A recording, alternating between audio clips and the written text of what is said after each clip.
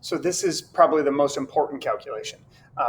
When we look at ratios like H2O, this is a count ratio. There are 2 atoms of hydrogen for 1 atom of oxygen. There's 2 moles of hydrogen for 1 mole of oxygen.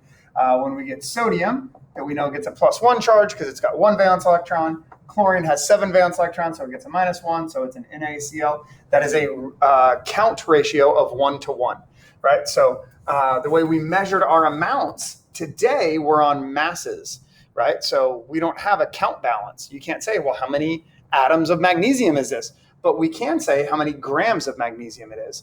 And lo and behold, on our fancy-dancy periodic charts, there is a number. The average mass of a mole of magnesium is right there, right? So 24.31 is a conversion factor for us. Oh, you're having some flashbacks now, probably.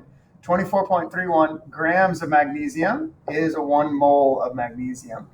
This is a conversion factor that is specific for going from a count kind of magnesium to a mass kind of magnesium, right?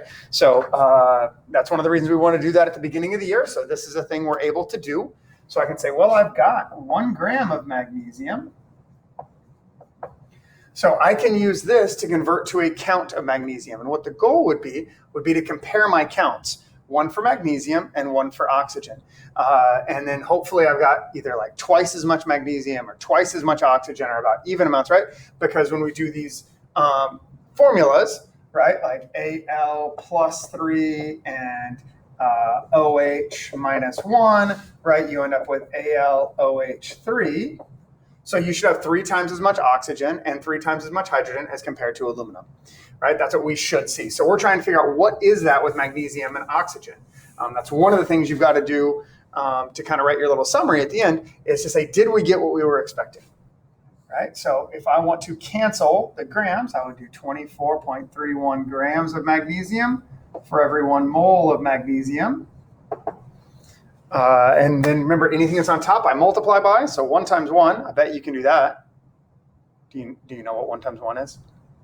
And then if we divide that by 24.31, that gives us 0.0411 moles of magnesium. Again, that's not like the number you should get because I just made up some numbers in here, right?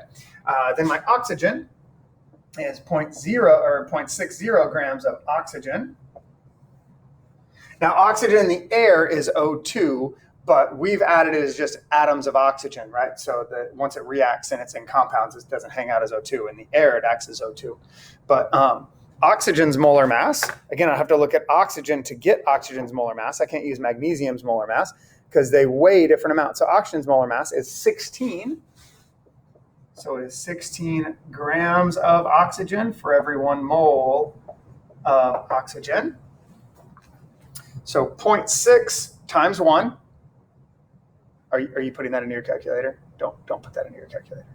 0.6 times 1 is, A for the day, it's 0.6, right? Because you multiply by 1, so it stayed the same. And I bet some of you put it in there anyway because you're just used to it, right? And then when I divide that by 16, that's going to be 0.0375 moles of oxygen, right? So what we're trying to figure out in this lab is what's the ratio of these 2 things. So anytime I want a ratio between 2 things, I can just divide by the smaller of the 2, right? So it's this many moles of magnesium, this many moles of oxygen. So to figure out the ratio between those 2, I just would divide both of them by this.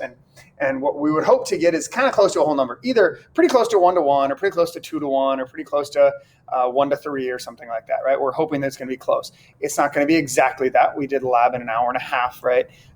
And well, my numbers I just made up, so they're not all that good regardless, right? But this is a way, using these molar masses, this is a great way to convert from a measurable kind of thing to a count kind of thing, right? Kind of like if you get tickets at like a Chuck E. Cheese or something like that, right? They could weigh the tickets and then know how many tickets you got. You can count things by weighing them, right? Which is what we did here.